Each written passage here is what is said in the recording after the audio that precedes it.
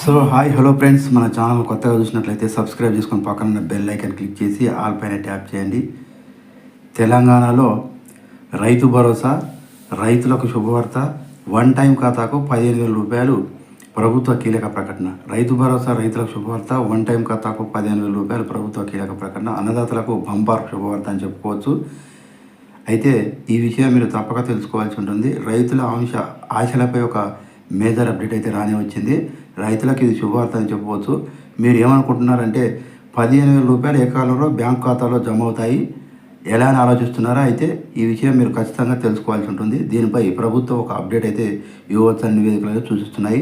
రేవంత్ రెడ్డి ప్రభుత్వం ఇప్పటికే రైతుల రుణాలను మాఫీ చేస్తుంది. 2 విడతల రుణాలను మాఫీ చేశారు. 3వ విడత రుణాన్ని కూడా మాఫీ చేయాలి.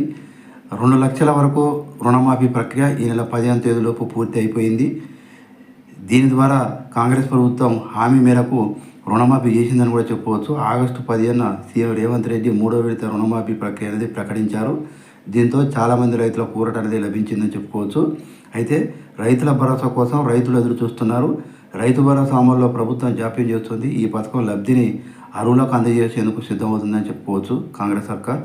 అయితే రైతు హామీల కోసం రైతులు ఎదురు చూస్తున్నారు. ఎందుకంటే పెట్టుబడి సాయం కింద ప్రభుత్వం రైతు భరోసా సొమ్ము అందించాలి, కానీ అప్పటికే చాలామంది ఆలస్యమైంది. అందుకే రేవంత్ ప్రభుత్వం రైతులకు 15,000 రూపాయలు ఇవ్వనున్నట్లు నివేదికలు తెలిపాయి. ఇప్పటి వరకు 2 విడతల్లో రైతు భరోసా ఇవ్వాలని ప్రభుత్వం భావించింది. అయితే ఇప్పుడు మొత్తం చెల్లించేందుకు సిద్ధమైనట్టు తెలుస్తుంది. ఆగస్టు 10న రుణమాఫీ ప్రక్రియ ముగిసిన తర్వాత రైతు భరోసాపై రేవంత్ సర్కార్ దృష్టి సారిస్తుంది. అంటే నెలాఖరులోగా రైతు భరోసా యోజన గురించి ప్రభుత్వం అయితే ముఖ్యమైన ప్రకటన చేయవచ్చు. అయితే ఇలా అయితే జరిగితే రైతుల ఆశలు నెరవేరుతాయని చెప్పుకోవచ్చు. ఎందుకంటే రైతు భరోసా కింద ప్రభుత్వం 15,000 రూపాయలు ఇవ్వాలి. ఈ పథకం విధి విధానాలు త్వరలో వెల్లడి కానున్నాయి. దీనిపై ఇప్పటి వరకు ప్రభుత్వం నుంచి ఎలాంటి అధికారిక ప్రకటన అయితే రాలేదు. రానున్న రోజుల్లో రేవంత్ ప్రభుత్వం రైతు భరోసాపై స్పష్టత వచ్చే అవకాశం అయితే కనిపిస్తుంది. సో ఇలాంటి లేటెస్ట్ న్యూస్ మీకు రావాలంటే సబ్స్క్రైబ్ చేసుకొని పక్కన బెల్ ఐకాన్ క్లిక్ చేసి ఆల్ పైన ట్యాప్ చేయండి, లైక్ చేయండి.